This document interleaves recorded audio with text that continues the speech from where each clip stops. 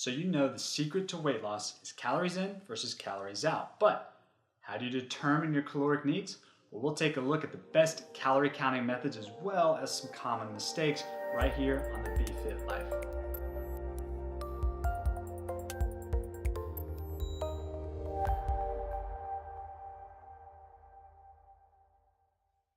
So there are a lot of diet and weight loss methods out there, but you know the most successful long-term solution?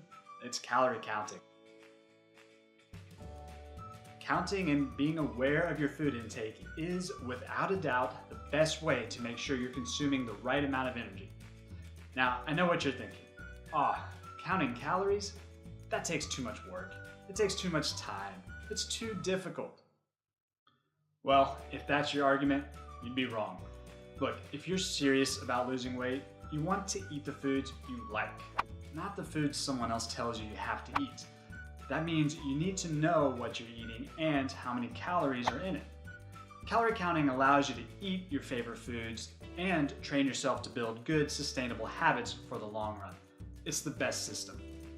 But don't worry, counting your calories, it's a short-term process. Once you become familiar with how much to eat and you're comfortable eating the right amounts, you won't need to count every morsel. There are several methods to calculate your calorie needs. Some are simple, others a little more complex. The first method, and the most accurate, it's a complex formula that many of the online calculators use. It's called the Harris-Benedict equation. It's a complex equation that factors in your height, weight, gender, and your activity levels.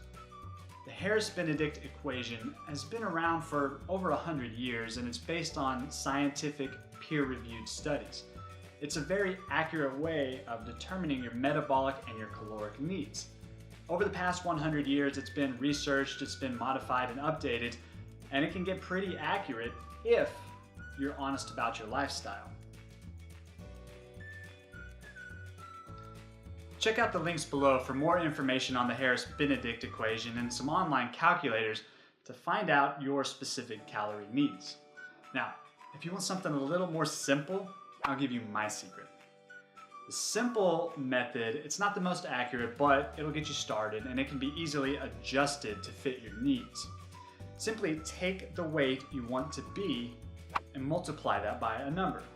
You take the weight you want to be, and if you're a woman, you multiply that by 10. If you're a guy, multiply it by 12. It's that easy.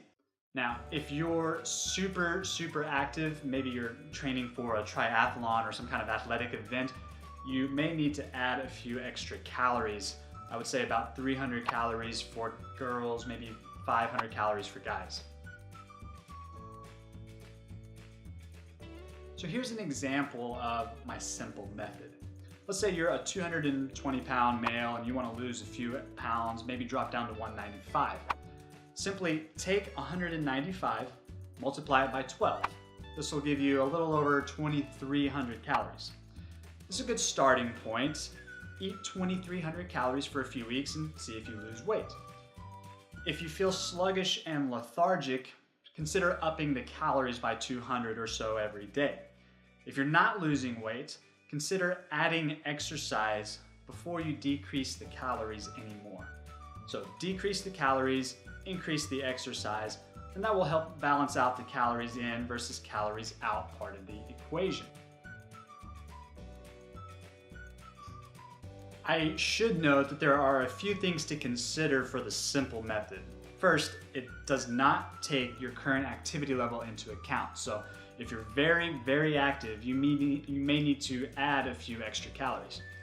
Also, you should never really eat too few calories.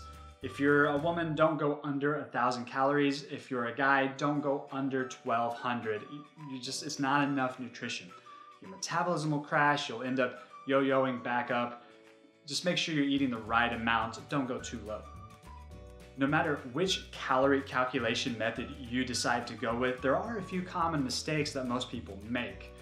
First, many people overestimate the amount of calories they actually need. Now, this is common if you're using the Harris-Benedict equation, especially when you're factoring in your activity levels. It tends to over-apply calories. I recommend that when you fill out the calculator, most people select the light exercise option if you're a regular exerciser if you go to the gym. If you don't work out, select the little to no exercise option. Now, I'm also including your job. If you have a manual labor job, a really physical job, still, I only recommend the light exercise option. Now, the second most common mistake that people make is inaccurate food logging.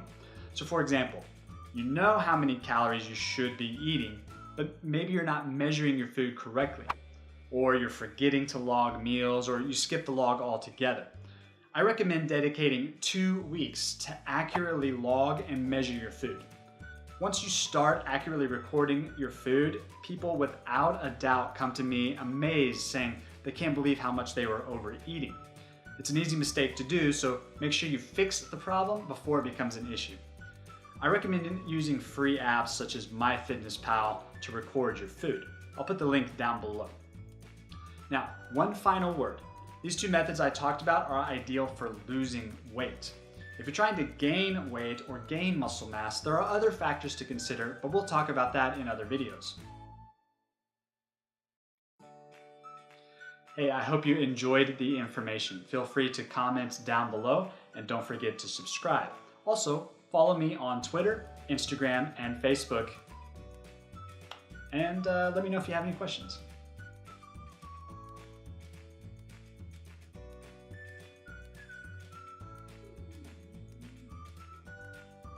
I hear the dogs barking, that's funny.